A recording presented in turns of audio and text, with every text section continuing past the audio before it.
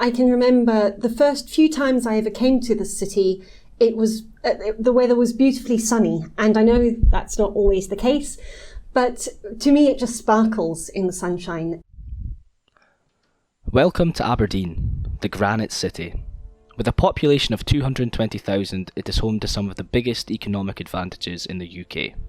The most diverse city in Scotland, we welcome the world with open arms. The city has stunning coastlines and shores, and some of the most unspoilt landscapes on our doorsteps. Alongside this is our stunning architecture throughout our granite streets. Our rich history sits alongside an innovative modernity, shaping the place we call Aberdeen today. Our economy boasts 2 world-class universities that spearheads cutting-edge research and life sciences. It has a mix of fish processing and a world-renowned food industry. And its strong public service sector sits alongside vital, innovative medical research. It's a city that isn't defined by the culture and politics of London, or the Scottish Central Belt for that matter. Rather, its gaze is more towards the north and the expansive North Sea it rests upon. What also makes the city unique is our economy. Being the oil capital of Europe, our politics are focused far more closely on the oil industry. But Aberdeen is a city in transition now.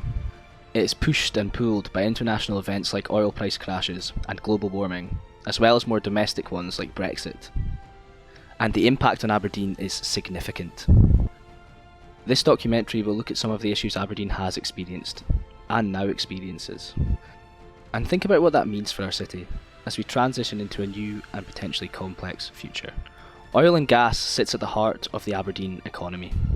Its discovery in the 1970s transformed Aberdeen from a city specialising in granite, textiles and fishing into the high-tech, modern, bustling and successful city it has become. And oil and gas, of course, is central to the economy in Aberdeen as well. It's a very successful economy. In fact, it's probably the most successful per capita in Scotland. The GVA, the gross value added figures tell us that. But Aberdeen is a single industry city, with 50% of its employment connected to the oil and gas sector through the supporting research, manufacturing and service industries. And oil has created huge wealth. But it's a wealth that sits almost in a bubble, quite separate from the rest of the Aberdeen economy. The high wages that oil brings also brings a high cost of living, and that creates significant difficulties for others in the city. I mean, it's made it a very affluent city, but a city which is difficult to live in for the average worker, which is why we struggle with teachers, with public service workers, because the house prices, cost of living and everything else is high as a consequence. Essential skilled labour becomes squeezed out of the city then, and this leads to a lack of balance in the economy, with many people struggling as a result. The volatility of oil and the radical seesawing of prices also sees huge booms and busts, and with the bust periods there comes significant dearth. But in other ways it's much more exposed because it's so heavily reliant on the oil industry and on the fate of the oil price. If the oil price goes up, things are more buoyant here. If the oil price goes down, things struggle a bit here. We saw that with the redundancies that there were when the oil price crashed. And there have been many crashes. Significant crashes having deep-seated effects of poverty and uncertainty for our communities and business. The downturn of 2014, for instance, caused huge shockwaves in Aberdeen. You always get this cycles, this dips, these boom and bust that we've seen down the years. 86 was a really bad one, and nobody I know of thought we'd ever see anything like it again. But this one has been horrendous. And the impact of that you're seeing in the town just now. There's pubs, clubs, restaurants, shops shutting down, small businesses, cafes, all that kind of stuff are struggling. So it's been pretty devastating on the whole region. For local businesses then, this loss has been difficult, with a huge rate of business closures after 2014, and business startups dropping by a fifth. The fate of small businesses was particularly bad, having the slowest rate of growth anywhere within the UK. And of course, there were huge job losses. In 2014, there were 460,000 people jobs across the UK dependent on the North Sea oil industry. Today we have, I think, roughly 280,000 jobs dependent on what's happening. That's a colossal drop. There's about 60,000 jobs in Scotland, and the bulk of that will be in Aberdeen. The unemployment and downturn in small businesses, as well as the slight exodus of the young and working age population, creates concerns for Aberdeen as it moves forward then. The shock of 2014 has also raised anxieties that the next bust period may just mean the end of the high-skill, high-wage economy that the oil sector has brought. But are these problems really inevitable? We tend to think that bust periods just automatically lead to a terrible impact on our communities. And we tend to view it with an almost passive acceptance that this is just the way it has to be. But other countries show us that this is actually not the case. Other countries, like Norway, plan. High unemployment, business loss, and fragile communities are not actually inevitable in Norway, because they have a strategy that tries to prevent these issues impacting upon communities. With the same levels of oil production as the UK and a population the size of Scotland, Norway created a sovereign wealth fund, a rainy day savings account built up from oil revenues. Holding $1 trillion, it is the biggest fund of its kind anywhere in the world. But more importantly, that fund is kept to ensure financial security for its citizens. That's what the fund is there for in Norway. That's what it's being used for. You know, when workers are made redundant in Norway from the energy sector, they're able to sustain a standard of living which allows them to continue to contribute to the economy. They're no queuing up at food banks. There's a fund there. Contrast this with the effects of the 2014 crash and a decade of austerity. For the first time in Aberdeen, we have seen redundant oil workers turning to food banks in desperation. A very stark contrast of what our reality is here and what might be with different political choices. Importantly, the Norway Fund is also to use to stabilise the economy and help prevent the economic slowdowns that can happen with oil.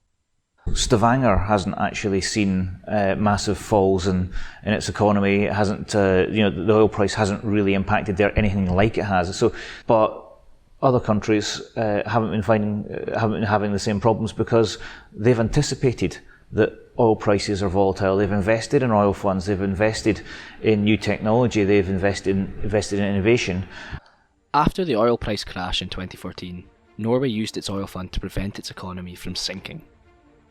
This didn't completely protect Norway from the effects of the oil price crash, but its strategic planning offers a stability for its workers and communities. Planning, however, is very much absent within the UK thinking. For the UK has developed a very short-term and chaotic approach to our economy as far back as Thatcher. The treatment of the coal industry highlights this very clearly. As inevitable as this decline might have been, the lack of a planned transition created real distress for mining communities. You know, we saw the damage that the collapse of the coal industry in the UK, especially in parts of the central belt of Scotland, did to the communities, never mind the economy. In the 1980s, when the heart and soul was ripped out of those communities, when mining was closed and no alternative source of income, no alternative industry was available, I think that's been one of the biggest crimes for our community economies that has happened. And we cannot afford for the same thing to happen to the oil and gas communities, and especially to those affected in Aberdeen. With unemployment levels reaching as high as 50%, the effects are still felt today, 35 years on. And this becomes a stark lesson for us as we think about the future of oil and the future of Aberdeen. Because the same patterns are repeated here. A pattern that has come to define how the UK works. It lets declining industries crumble by the wayside. It leaves a scrap heap of redundant workers, struggling businesses unsupported, and communities vulnerable. It hasn't managed the oil and gas industry properly, and also in terms of Norway in particular, a large percentage of the profits are actually generated by a nationalised oil company, Statoil, and if you compare that to the make money quick cash cow attitude that the UK government's had to it, then it's that that's actually caused the problem, not the dependency on oil itself, on gas itself. What has come to define a UK strategy is actually a financial mismanagement that considers only short-term economic benefit, at considerable cost to our people, local business and communities. And Aberdeen cannot afford to be the result of yet another example of this UK mismanagement. More than this though, our natural resources and wealth have been squandered. What happened in Norway should have been replicated in Scotland. Had it been the case, Scotland now, I believe, would be the wealthiest country in Europe, and Aberdeen would be the wealthiest city in Europe, had Scotland had full control as an independent country over all the oil that lay in its waters. I mean, it's a tragedy of epic proportions what's happened to North Sea oil. Of course, this mismanagement seems to have crescendoed into pure economic self-harm as we fall off the cliff into Brexit chaos. Against all the evidence that Brexit will be bad for the economy, it is being pursued regardless, with no consideration for the effects that this has on society. Now we have a case study of the UK government actually promoting and following a policy which it knows full well will cost tens of thousands of people in Scotland their jobs. They know full well it will increase the cost of living. It's following a strategy which is deliberately and aggressively going to harm Scotland's economy. And Aberdeen is set to take the worst pounding from this, tipped to be the worst affected city within the UK. It's not just the uncertainty it gives to the oil industry, but the massive disruption it has on Aberdeen's other industries like agriculture, food and technology and research. Brexit will also cause massive problems recruiting essential public service workers like teachers and nurses, creating even more strain on our communities whose educational and health needs lie unsupported.